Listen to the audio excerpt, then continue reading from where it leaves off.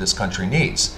That if the city groups and the Merrill Lynches of the world and the Bank Americas of the world are going, and the Blackstone groups of the world are going to do these deals, that they actually have to retain some ownership in the deals. It used to be 10%. That was kind of now it's nothing. So it's, you talk about other people's money. Yeah. I mean, I'm sure you heard that in Hollywood. You don't do any deal with your own money. Only a fool does a deal with his own or her own money. You always do it with other people's money. You know, you talk about the widening gap between the rich and the poor. I'm going to put a trivia question out there for our listeners. Incidentally, you can contact us with questions or comments during the show by emailing us at dj@kzyx.org. So dj@kzyx.org. And here's a trivia question. We'll give it to you at the end of the show. The gap between the rich and the poor has never been greater than it is right now, at this very moment, August 8th. 2008, 888, never been greater in this country than it is right now. My question to listeners out there is, what do you think the ratio is between the average CEO and the average worker?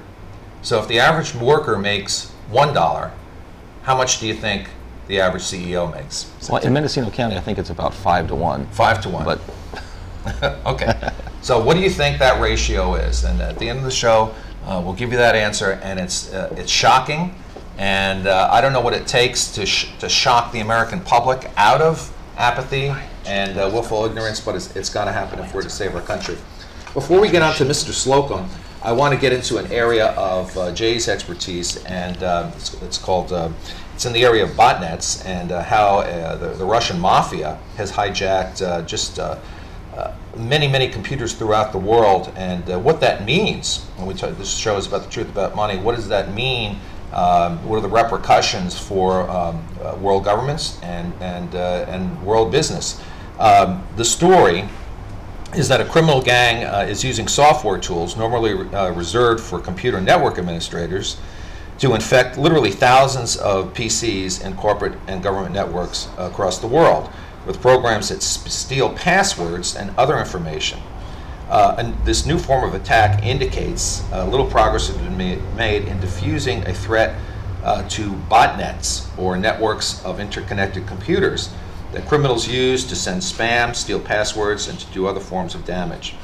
A lot of computer experts out there are saying that although these attacks occurred against network administrators are not new, the systematic use of administrative software to spread malicious software and viruses have not been seen as widely as it is until now.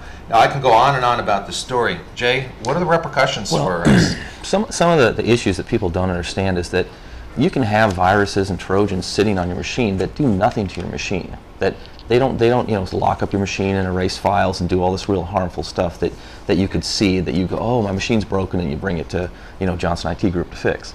It's one of these kind of insidious pieces of software that sits on your machine, and when you're not doing anything, when you're connected to the internet, that machine, that process can wake up and do what it needs to do. It's probably not as simple as stealing your personal password information, or your, looking at your files or whatever it may be.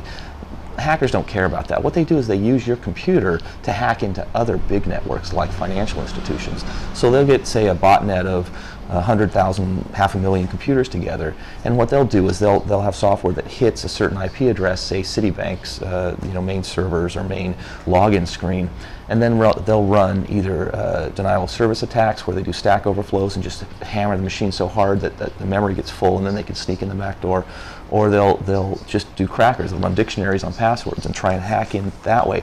So once they get into these big computers, then they can actually do some things like what just happened yesterday, where they stole 41 million credit card numbers from retailers. All right, and that's the thing that's happening. Let's review that for a second, because we have someone in our studio here. I won't mention any names because I want to protect people's confidentialities, but we have a person in our studio here who was one of the victims of this crime that was reported yesterday, Right. where 41 million credit card numbers were stolen through retailers. Right, and this is our main technical engineer, network engineer, that knows all about this stuff. It was beyond his control, because what happens is your information sits in lots of different servers. You don't actually know that, but it's not just on your machine, especially once you go out to the internet. Your information sits everywhere you've ever purchased anything, you've ever even looked at sites and left a cookie on the machine. Your information can live anywhere. All it takes is that one place where your information lives, that someone got in and took that information. So they don't care that it's you. Nobody's against people. What they're doing is grabbing information from these big companies. And my concern with this is that they're not just going to grab credit card numbers and identification theft and those kind of things. We already know that happens, and that's pretty bad. My big problem is that they're going to use this to manipulate the markets. And whether that's through a simple thing like an email campaign where they send emails from somebody to a polling agency or a lobbyist group and try and influence the decision kind of behind the scenes covertly, or they use those machines to actually like I said, do a denial of service on some other bigger computers and influence, the stock. Remember the stock market influence that happened when one of the big Wall Street companies' computers were hacked. Right. And guess what happened? They closed down Wall Street. They said, guess what? We're stopping trading because we've lost too much money. So it happened. Yeah, There's a precedent for it. So a simple thing Tell that our happens. listeners, it happened. It Yeah, actually it's happened all over the world. It happens all the time.